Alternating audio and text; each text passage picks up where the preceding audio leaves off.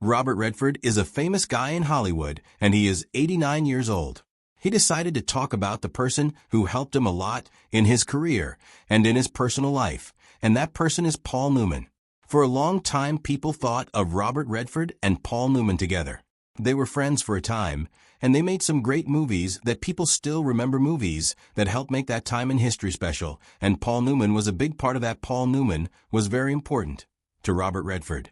Butch Cassidy and the Sundance Kid and the Sting were really something. They were not movies, they were things that people remembered for a long time. The reason for this is the way Butch Cassidy and the Sundance Kid and the Sting made people feel. It was like the two guys in these movies, Butch Cassidy and the Sundance Kid, were meant to be together on the big screen. People loved watching them. Even though Butch Cassidy and the Sundance Kid and the Sting were so popular, Robert Redford did not like to talk about his life. He did not like to think about the past or get emotional in public about Butch Cassidy and the Sundance Kid and the Sting. Newman and Redford were friends for a time. Newman talked about their friendship openly. Redford usually just smiled or told a short story when people asked him about it.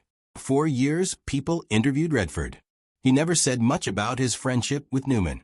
This made people curious about what Newman and Redford's friendship meant to them and how strong it was. Now that some time has passed and all the noise from Hollywood has died down, people can really think about what Newman and Redford's friendship was like. When Redford talks about Newman and Redford's friendship, now his words mean a lot because he has lived through much. The guy's thoughts are not about saying nice things about the person he worked with, but they are actually about what it means to have a brother, to be loyal, and to find someone who is really like you. In a business where people are always competing with each other and trying to be the best.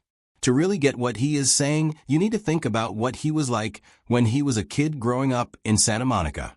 He was a boy who was always getting into things and never stayed still. And if you follow the strange path that he took, you will see how he ended up meeting Paul Newman. His father, Charles Robert Redford Sr., had a job. Charles Robert Redford Sr. was a chemist and laboratory technician. He liked things to be orderly and logical and practical. Robert Redford learned about discipline from his father, Charles Robert Redford Sr. Robert's mother and father worked together to create a balance in his life. His mother helped him to have an imagination, and his father taught him to be stable. When Robert was growing up in Southern California, he saw two different kinds of lives.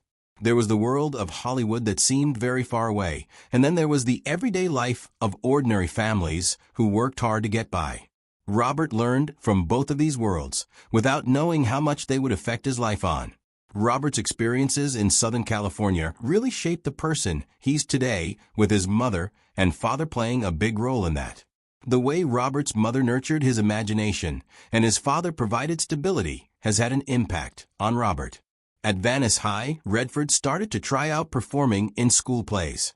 This was a deal for him because he was really shy and did not know if he could make a career out of being creative. When he was on stage, he could be someone else and experience different things. Redford took this interest with him to the University of Colorado, where he signed up to study architecture.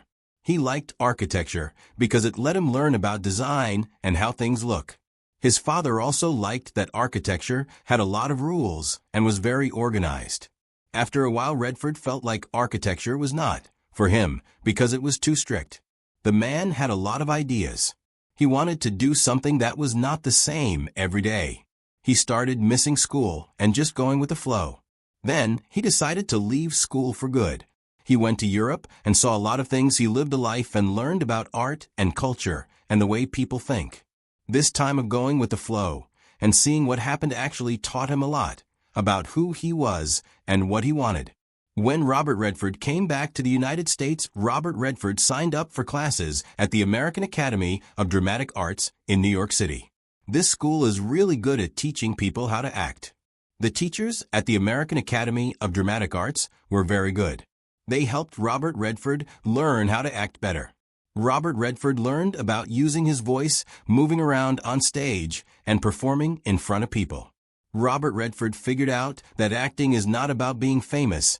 It is about telling stories and showing emotions that other people have a hard time talking about.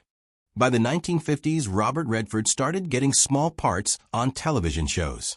Robert Redford appeared on shows like Perry Mason and The Twilight Zone. He came from beginnings. These beginnings brought him closer to Hollywood. The young man had features and piercing eyes. He also had charisma. This made him stand out. At that time, no one knew that the young man from Santa Monica would one day stand beside Paul Newman. The young man from Santa Monica and Paul Newman would help redefine cinema. The young man from Santa Monica had a lot to achieve in his life.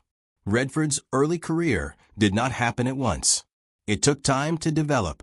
This slow progress was actually good for him. Back in the 1960s, Redford was acting in theater productions. He was also on Broadway in plays like Barefoot in the Park.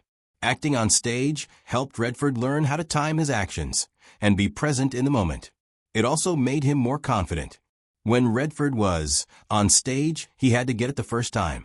There were no effects or second chances. He had to be able to hold the audience's attention by himself.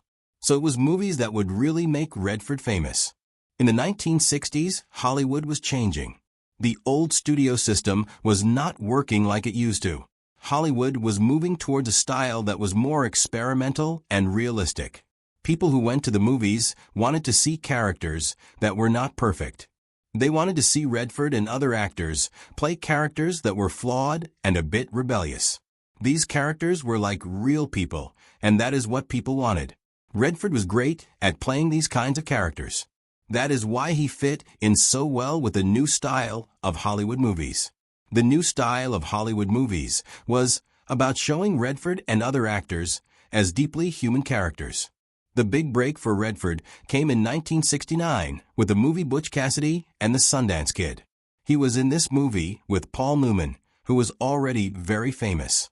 Redford played the part of the Sundance Kid, which was just right for him because he could be quiet and intense, but young and charming. The movie seemed like a Western film about bad guys running away. What people really liked was how well Redford and Paul Newman worked together on screen. They seemed like friends, and that made the movie very special. Redford and Paul Newman did not try to be the center of attention all the time. They shared the screen, played off each other, making each other look good.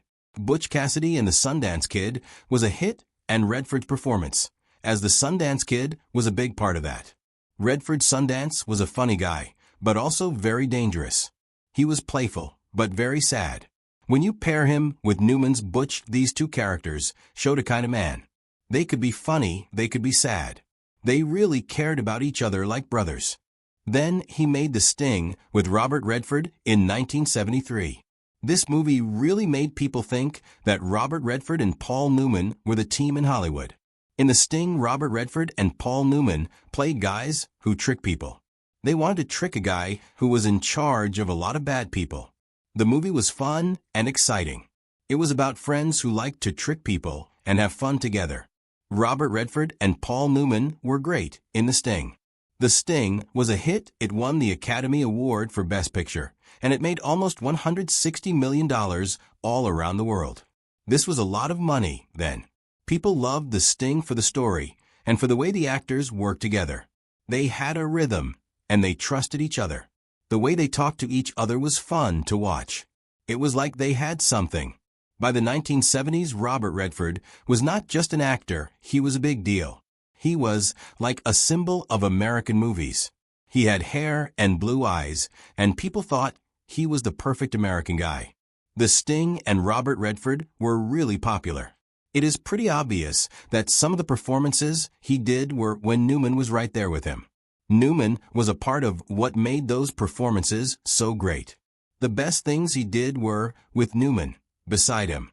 When Butch Cassidy and the Sundance Kid came out in 1969, not a lot of people thought it would be so popular. There were a lot of movies around, but Butch Cassidy and the Sundance Kid was different because it was about the friendship between Butch Cassidy and the Sundance Kid just as much as it was about outlaws. Newman was really cool to Redford from the start. He did not try to be the star. Instead, he treated Redford like he was just as important. Redford said that Newman was very kind to him on the set of Butch Cassidy and the Sundance Kid, and when they were not filming Butch Cassidy and the Sundance Kid. In a business where people often argue and want to be the center of attention, Newman just wanted to make Butch Cassidy and the Sundance Kid the movie it could be. He did not care about being the star of Butch Cassidy and the Sundance Kid. Butch Cassidy and the Sundance Kid became special because Newman and Redford got along well. They just clicked when they were making Butch Cassidy and the Sundance Kid.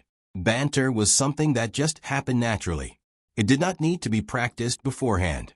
When they were working on a movie, they would often spend days on set, and this would usually turn into a lot of laughing and making things up as they went along. The people watching the movie could tell that the friendship between the actors was real. When they worked together again on The Sting, it showed that they could make another movie together. They trusted each other, so they were able to try things, and it worked out well.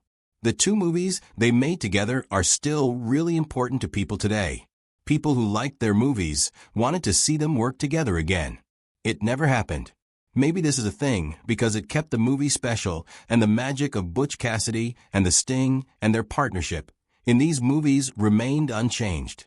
For Redford, those films were not just career milestones, but the beginning of one of Hollywood's most enduring friendships. Robert Redford is not an actor or a director. He is a person who has been through a lot. He has felt sadness. He has been strong. He has changed his life many times. When he talks about Paul Newman, it means a lot more because Newman was like a brother to him. They did not just work together in movies. He was someone close to Robert Redford. Now that Robert Redford is 89 years old, he can look back all that he has done. He has acted in films, he has directed movies, he started a very important film festival, and he has helped people make movies on their own. Robert Redford has also had to deal with some sad things in his life, but he has also found love again. When he talks about Newman, everything else is not as important. The thing with Newman started as a work thing. It became a really strong friendship based on laughing together, trusting each other, and having the same ideas about life. Newman and him, they changed what people thought about two people working together in Hollywood. They showed that two people can work together without competing with each other, and that they can be loyal to each other in a place like Hollywood where people do not usually stay friends for very long. Newman and him had something, and that is what people remember. Redford thinks that Newman's best quality was not just being an actor or being charming, but being a good person. Newman helped people by being humble, giving, and funny. This had an impact on people that is still felt today, even though filming is over. A lot of people remember the scene of Butch Cassidy and the Sundance Kid, where the two main characters are running forward together. This picture is like a symbol of the friendship between Newman and Redford, two friends standing together and facing what is next. One of them is no longer alive. The other is still here, and they will always be remembered together. Redford and Newman will always be connected in people's memories, and people will never forget Butch Cassidy and the Sundance Kid and the special friendship between Redford and Newman. When Redford finally speaks openly, his words express gratitude rather than sadness. Gratitude for a friend who became family, for a creative partner who inspired him, and for a shared legacy that will endure. In Hollywood, fame can fade, but the story of Robert Redford and Paul Newman, two rebels, two dreamers, and two lifelong friends, remains timeless.